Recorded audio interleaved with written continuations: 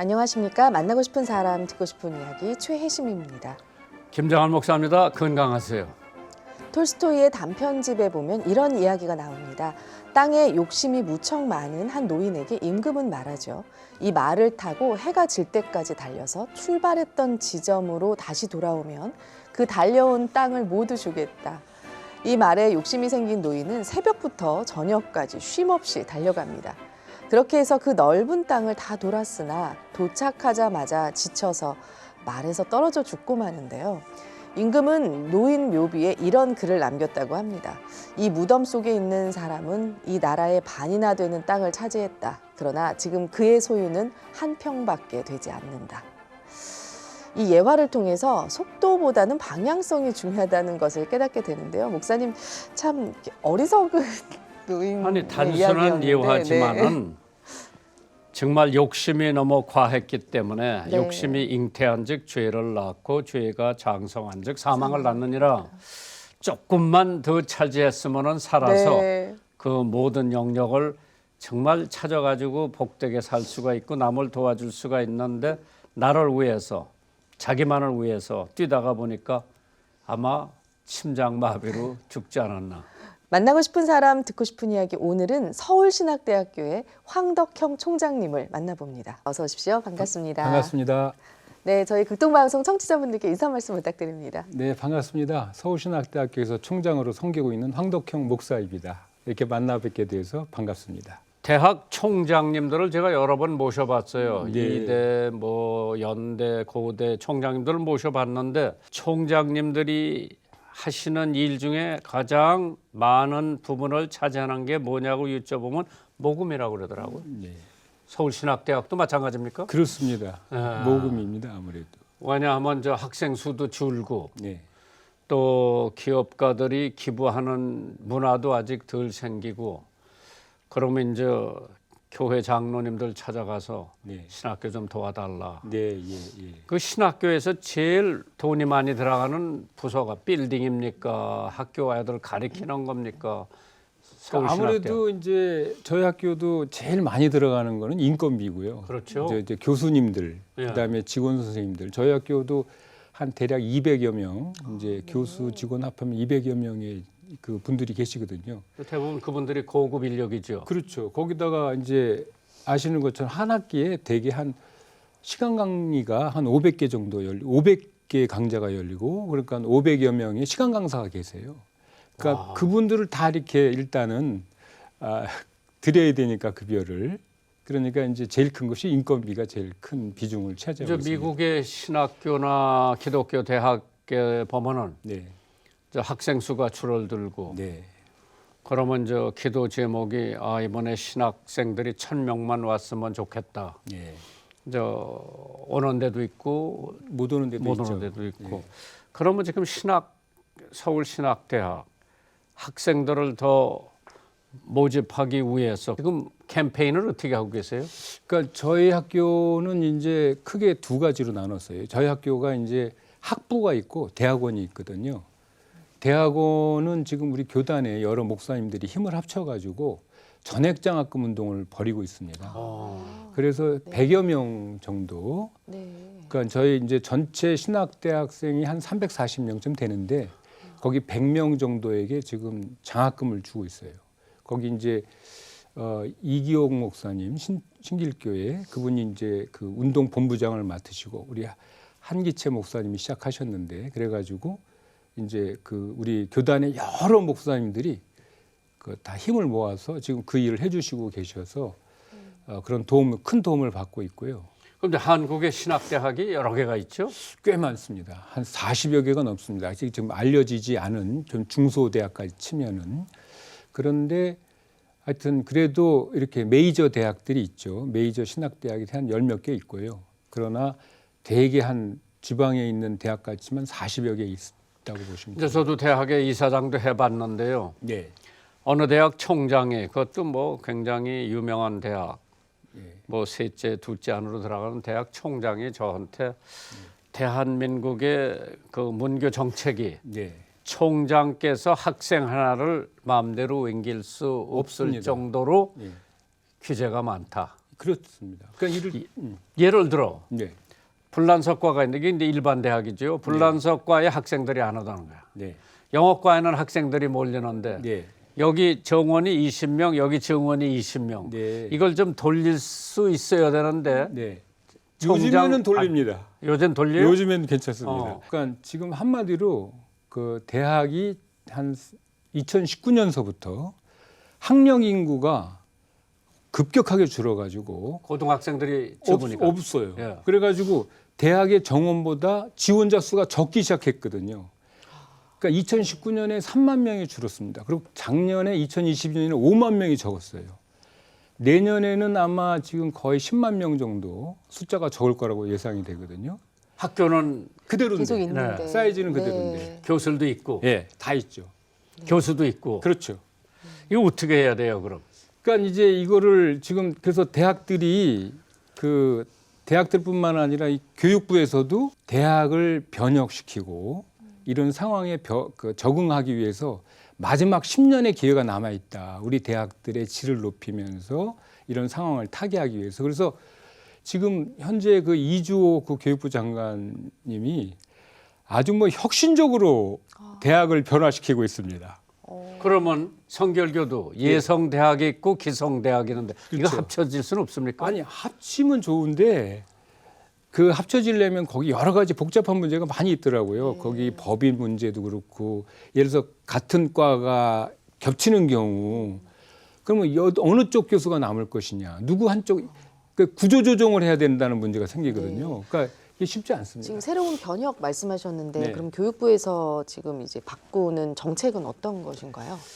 교육부가 지금 금년에 들어서 이제 대단히 혁신적인 일을 하고 있는데 아주 단순하게 단어 두 가지입니다. 라이즈 사업과 그로컬 대학이다 이렇게 표현할 수 있거든요. 그 뭐냐면은 지금 아시는 것처럼 지방이 죽어가고 있지 않습니까? 그러니까 이 지방을 살리는 대학을 세우겠다는 거예요. 지금 현재 정부가. 그래서 수도권은 규제하고 지방은 살려야 된다. 그래서 30개의 그로컬 대학을 만들어서 그 한 대학마다 5년 동안 1,000억을 이렇게 지원하겠다. 예. 그런데 이제 일단 지방에 이제 그런 일을 하겠다는 것이고요.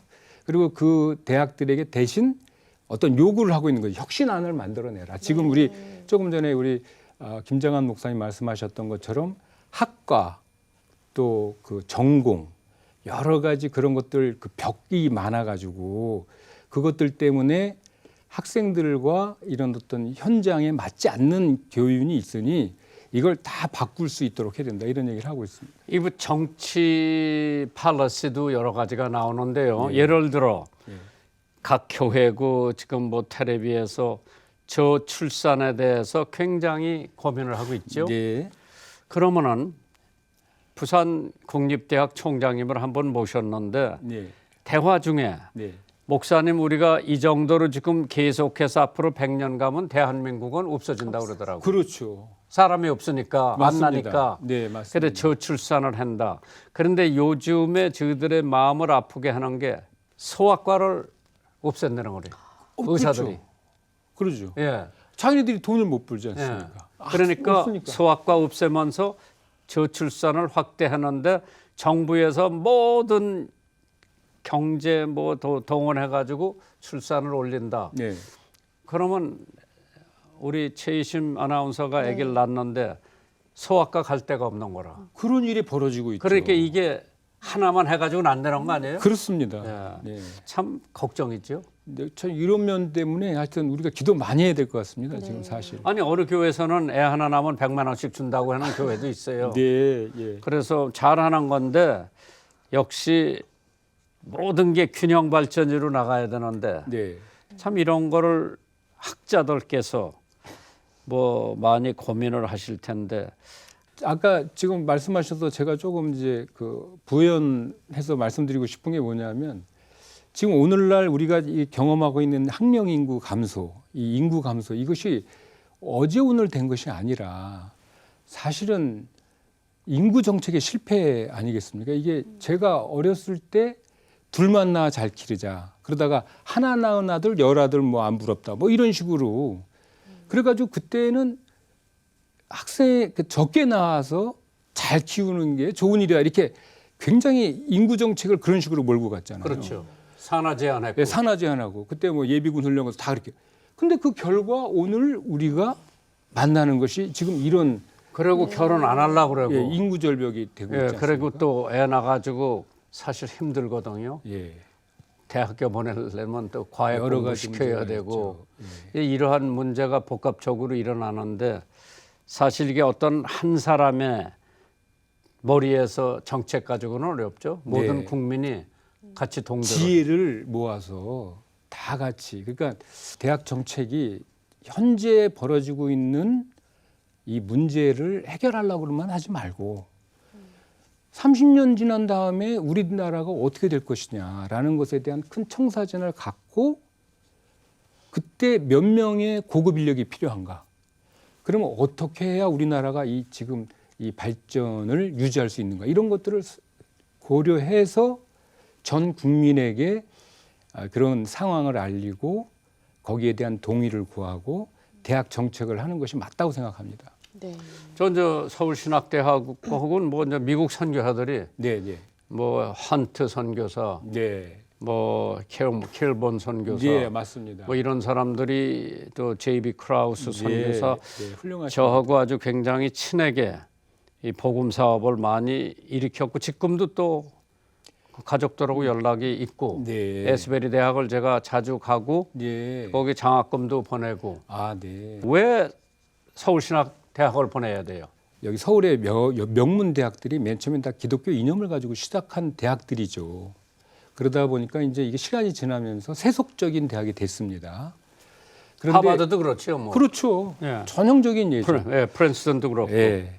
근데 이제 저희 학교는 여전히 지금 이름조차 서울신학대학이라는 이름을 고수하고 있어요. 지금도 많은 분들이 학교 이름을 개명하자. 예를 들어서 강서대학이 아주 이름으로 바꿔가지고 거기가 지난해 11대 1 경쟁률이 아주 급상승을 했어요. 네. 그러니까 그런 것처럼 대학 이름도 바꾸자 뭐 여러 가지 논의도 있고 토론도 있는데 저희 학교는 그러지 말고 이 기독교 학교로서 이제 정체성을 살리기 위해서 그대로 갖고 있자. 그러면서도 저희 학교가 자랑이 뭐냐면 이를테면 2021년에 제3주기 기본 역량 평가라는 걸 했거든요. 교육부에서. 거기에서 통과된 대학, 신학대학 중에 통과된 대학은 우리 학교밖에 없습니다. 그건 잘하는 거죠. 너무 잘한 거죠. 그래서 네. 저희 학교에 그 24억의 저기 보조금을 받았어요. 적은 돈이지만 다른 대학에 비해서 큰 대학에 비해서는 적은 돈이지만 그래도 국가에서 24억의 보조금을 받으면서 그 뭘 말씀드리고 싶은 거냐면 저희 대학의 교육이 고도화되어 있습니다. 또 우리 학교의 이념이 어떤 이념이냐면 인성인재를 키우자. 현장에 맞는 인성인재를 키우자. 그래서 인성교육에 치중하면서 그들이 실제로 나가서 사회에 나가서 어떤 좋은 인재로서 발탁이 돼가지고 일할 수 있는 사람. 아니 똑똑하고 뭐 아주 스마트하더라도 이기적인 사람은 그 조직을 깨고 조직이 어려워지는데 네.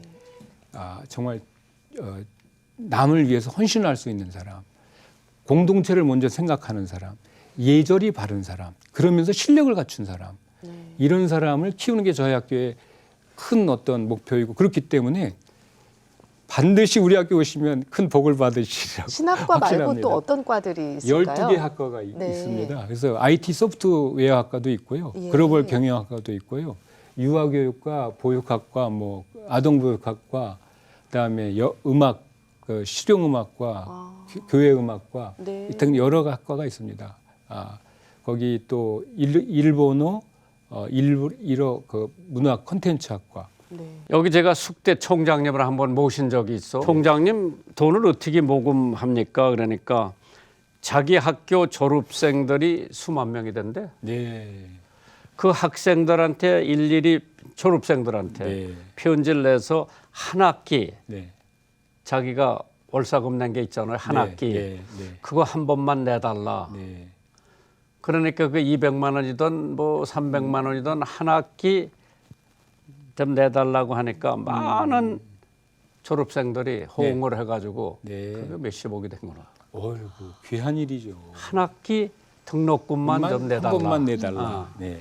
그래서 그런 거로 굉장히 덕을 많이 봤다. 그런데 그건 하나의 아이디어죠. 네. 그래서 사람들이 바로 네. 수긍할 수 있는 아이디어를 딱 던져주니까 네. 그런 저기가 있다고 그러고. 그는 이제 뭐 전 한양대학도 뭐 명지대학도 또 뭐 여러 기독교 대학 관계를 해봤지만은 네. 네. 참 총장님들이 고민을 많이 하고 네. 걱정들을 많이 하시더라고. 대부분 그래 서울신학대학만은 앞으로 크게 네. 발전하길 기도할게요. 감사합니다. 우리 김 목사님 하시니까 잘 될 줄로 믿습니다. 네, 예수님은 언제부터 믿게 되셨는지요, 총장님? 아, 저는 우리 가정이 이렇게 뭐 신앙 있는 가정은 아니었고요. 오. 그래서 제가 중학교 때 저희가 중학교 때 저의 동생이 제가 쌍둥이인데 제 쌍둥이 동생이 한영중학교를 갔어요. 한영중학교가 미션 스쿨이었거든요. 그러니까 거기 가서 이제 제 동생이 은혜를 받고 예수를 믿게 된 거예요. 그래서 거기서 저한테 이제 쪽복음 있지 않습니까? 조그만 요한복음서 이런 것들 그걸 저한테 줬어요. 그러면서 그걸 주면서 예수를 같이 믿자. 그래가지고 이제 그때 그 성경을 저도 읽고 이제 우리 황돈영 지금 목사예요. 저랑 같이. 근데 이제 같이 이렇게 맨날 찬송가를 불러줘가지고 찬송가 따라 듣고 성경 읽다가 저도 예수를 믿게 됐어요. 그렇게 해서 믿게 됐습니다. 그 네. 좋은 동생 두셨네. 아유 훌륭한 동생이죠. 지금 동생분도 성결교 목사님이시라고? 목사님이? 네. 아, 오, 네. 참 좋은 목사님 두셨네. 저는 네. 이제 극동 방송을 하려고 제가 신학을 안 했어요. 네. 방송을 하려고. 네. 방송이 제 무릎에 떨어졌지. 아 할렐루야. 여기 와 보니까 뭐 엉망이라. 네. 전기세도 못 내고 월급도 연체가 돼 있고 그런 걸 맡아가지고 지금까지 지내오는데 이렇게 오래 했기 때문에 극성방송이 빚도 없고 월급도 제때 해주고 아이고. 직원들이 행복하고 그렇지요. 네. 아이고 열세 개의 일이. 지사에 또 이렇게 그러니까요. 극동방송이 세워지고. 네. 네. 그래서 대학 총장님도 임기제를 하지 말고 네. 본인이 열심히 하다가 나 이제 그만해야 되겠다. 그러면 그때 가서 후임을 뽑는 게 좋은데 글쎄 그건 뭐 나라마다 좀 다른 것 같고요. 미국은 보니까 이제 교수님들도 정년 교수 되시면은 이제 자기가 끝날 때까지 하시잖아요. 자기가 관두고 싶을 그럼. 때까지. 우리나라는 정년 제한이 있지 않습니까? 그러게요. 그러니까 이제 각 대학마다 나라마다 이제 제도가 있고 환경이 다르기 때문에 거기에 적응해서 해야 되고 이렇게 또 이렇게 임기를 둬서 하니까 또 4년마다 새롭게 초심으로 돌아가서 노력을 더하고 이런 것도 필요한 것 같습니다. 네. 네. 총장님, 네. 제가 오래 살다 보니까 그래도 연대 백낙준 박사님도 네. 뵐 수가 있었고 네. 그 후임 김한란 박사님 또 김옥길 총장님 네. 다 이렇게 사랑을 많이 받으면서 자랐는데 백낙준 총장님께서 네. 그때 이제 학생들 담배 못 필 때요. 네. 담배 피는 학생 하나 잡아가지고 쫓아가서 네. 군밤 주고 담배 뺏었다는 얘기를 들었는데 지금 신학교는 그런 건 없죠. 그러니까 저희 학교의 신학생들은 그렇지는 않고요. 일반 학생들. 일반 학교 학생들이 이제 있어가지고, 그러니까 이 학생들이 학교 안에서는 담배를 안 펴요, 못 펴요. 우리가 못 피게 하니까. 그러니까 이제 일부 학생을 담배 피는 친구들이 그 학교 오기 전에 그 동네에 가가지고 골목에서 피고 오는구먼. 그래서 피고 오는 친구들이 근데 있어요. 학교 다니면서 차벌도 하고 그럴 때 예. 그게 교화가 안 돼요? 그러니까 천천히 이제 저희 된다고 확신하고요. 그러니까 이를테면 저희 학교에 지금 신앙이 그러니까 비신앙인 학생들이 60%입니다. 지금 이미.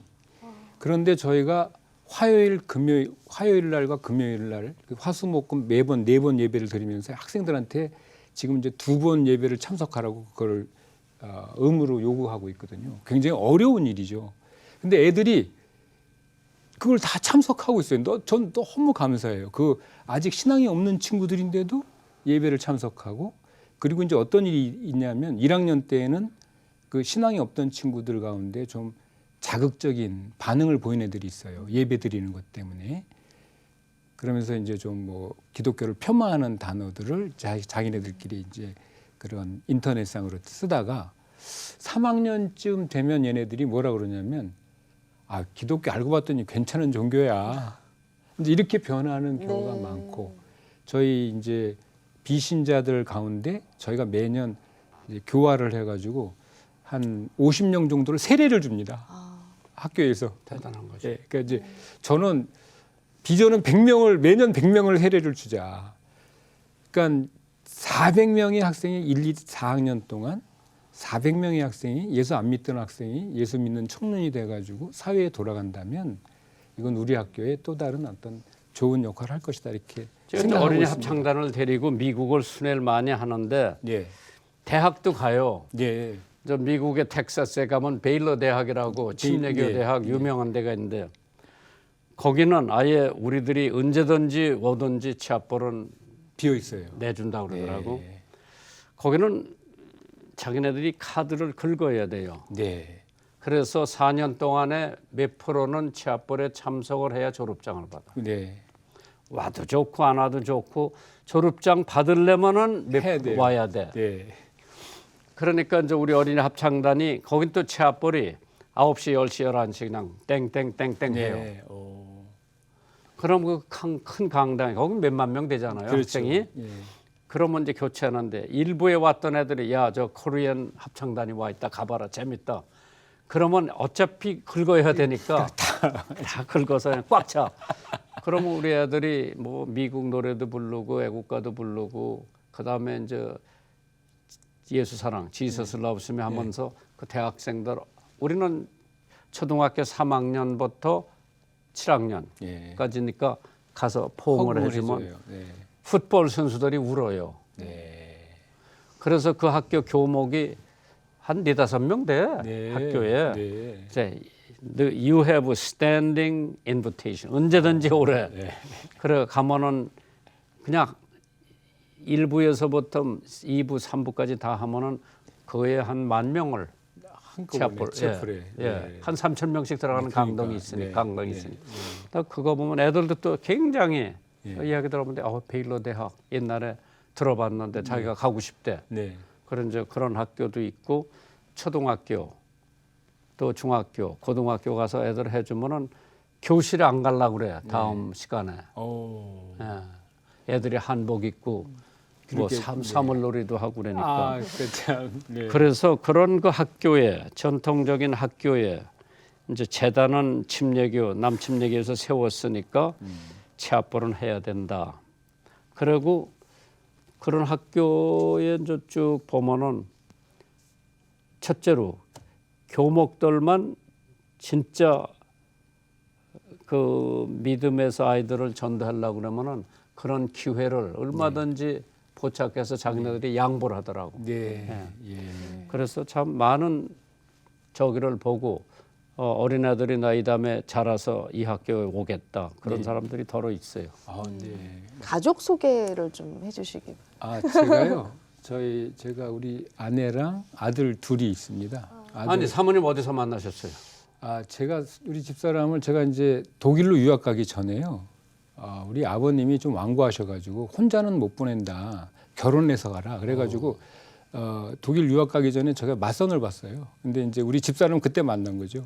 근데 저희 집사람이 저는 목사고, 근데 우리 집사람이 그때 목사 될 사람을 찾는다고 그러더라고요. 그래서 또 목사 될 사람을 찾는 여인도 있냐? 그래가지고 나갔더니 이제 됐어요. 그래서 저 만났고요. 그리고 이제 슬아의 아들 근데 둘을. 처갓집은 그럼 믿음이 거기는 오래전- 장로님 가족이죠.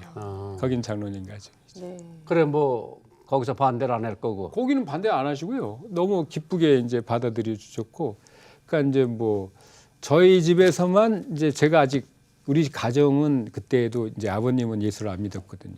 그때까지도. 이제 얼마 전에 돌아가시기 전 이제 얼마 전에 돌아가셨는데 돌아가시기 한 10년 전쯤에야 예수를 믿으셨어요. 그러니까 그때는 아직 예수를 안 믿으시고 단지 그냥 점잖은 어른이세요. 그러니까 아들이 그걸 한다니까 내가 이해는 한다. 그러니까 열심히 해라. 대신 나한테 전도하지 마. 이제 그런 생각을 가지셨던 분이에요. 네. 네. 사모님께서도 사역의 길을 지금 가고 계시다고요. 그러니까 저희 집 사람은 지금 저기 우리 그 이대를 나왔지만 우리 학교에서 사회복지학과로 박사를 받았어요. 그래가지고 지금 현재 지금 인하대학교에서 무슨 거기 교수 자리를 좀 하나 얻어가지고 거기에서 지금 이제 이런 어떤 다문화 그리고 이제 그런 상호문화 그리고 이제 외국인들을 어떻게 더 잘 이해할 수 있는지 그리고 그런 우리나라가 이제 좀 다문화 사회가 돼가고 있으니까 그런 연구를 좀 하고 있습니다. 그럼 총장님께서 앞으로 서울신학대학에 어떠한 계획을 갖고 계세요? 그러니까 우리 대학이 지금 아시는 것처럼 이제 미국이나 선진국으로 거기 훌륭한 신학적 자산이 있습니다. 그런데 그 신학적 자산이 있는 곳으로 학생들을 데려가서 공부시키기 너무 비쌉니다. 거기가. 그러니까 이제 제가 갖고 있는 비전은 우리 대학이 이제 허브 대학이 돼야 되겠다. 세계의 중심 허브가. 그래서 요즘에 이제 이런 원격 교육이 가능해지지 않았습니까? 그리고 한국이 지금 코리아 이 붐이 일어나가지고 영어보다 한국말을 더 좋아하더라고요. 사람들이 그렇죠. 예, 그래서 저의 비전은 이런 남반부 그런 대학들의 많은 학생들 우리 학교로 데려오거나 원격 교육을 통해서 그래가지고 여기서 살아있는 어떤 허브로서 복음의 어떤 정통 신학을 지키면서 그리고 정통 신학 안에서 유능한 선교사들을 많이 만드는 그런 과정을 했으면 좋겠다. 이게 저희 비전입니다. 총장님 좋아하는 찬송 찬양 저희 듣고 이제 마무리하겠습니다. 네, 이제 제가 좋아하는 네, 찬양이 어떤 곡 좋아하세요? 아이고 너무 좋아하는 게 많은데 네. 저는 요즘에는요 어떤 걸 좋아하냐면 우리 교회 이런 교회 되게 해주세요. 이런 교회 이런 교회 대하소서. 그 찬양을 좋아합니다. 가사가 너무 좋죠. 네. 오늘 황덕형 총장님과 함께한 시간 마치도록 하겠습니다. 오늘 나와주셔서 감사합니다. 고맙습니다. 감사합니다. 안녕히 가십시오. 시간이 빨리 갔네요. 네, 한 주간도 주님 안에서 평안하시길 바랍니다. 만나고 싶은 사람, 듣고 싶은 이야기 다음 주 이 시간에 저희는 다시 찾아뵙겠습니다. 감사합니다.